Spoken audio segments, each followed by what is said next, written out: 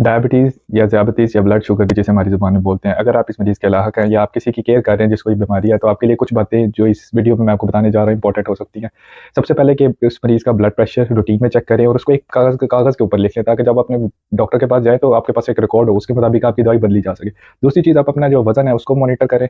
और तीसरी चीज़ वो ये कि आप अपने पैरों का मुआयना रूटीन में करते रहें। अगर आपके पैरों में ज़ख्म या छाले या आपके पैर सुन्न हो रहे हैं, तो ये एक बहुत बड़ा डेंजर साइन है, जिसके लिए आपको फ़ौरन डॉक्टर के पास जाना चाहिए।